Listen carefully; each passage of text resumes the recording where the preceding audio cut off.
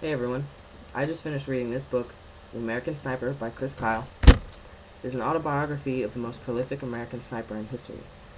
It is a story of the training, the service, and the retirement of a dedicated Navy SEAL, and how the way of life affected him, his friends, and his family. Today I would like to share with you 3 reasons why I believe that you should add this book to your library. First reason is to learn about the training that the Navy SEALs have to go through. Second, to learn about some of the real operations and tactics that were used in Iraq. And third, to learn how being an active duty military member can affect one's personal life.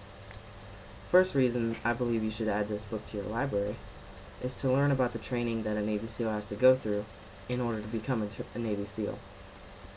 One of the first types of training that an aspiring SEAL has to go through is called BUDS, which stands for Basic Underwater Demolition SEAL.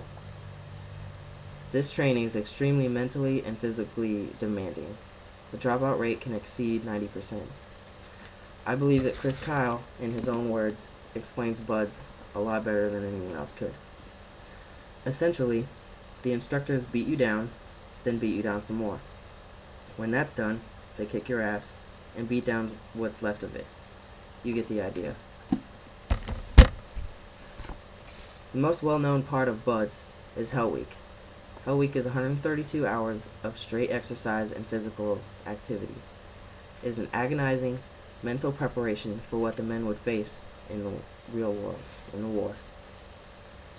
After BUDS training, they have to go through advanced training, SQT, or SEAL qualifying training.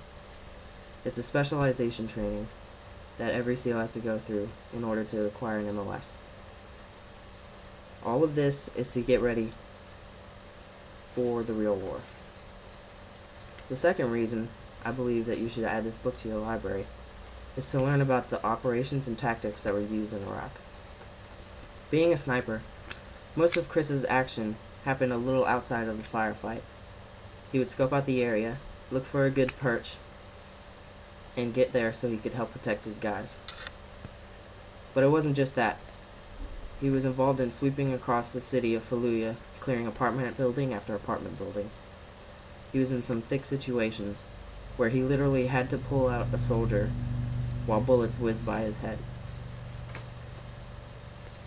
The operations and tactics that were implemented in Iraq were extremely helpful in this extreme situations that the American soldiers were put into. The third and final reason that I believe that you should add this book to your library is to learn how the military can affect one's personal life. The best way this is described is through one of the excerpts in the book that are written by Chris's wife, Taya. After telling about many of the hard times that she had while her husband was in the military, Taya had this to say about her marriage. Just like any relationship, things changed. We changed.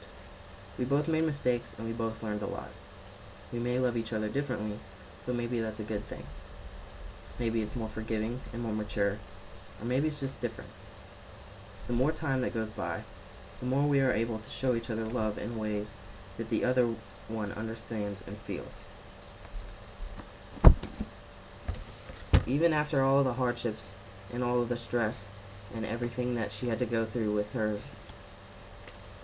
husband being overseas at war, she still found a way to continue to love her husband, and Chris did the same thing.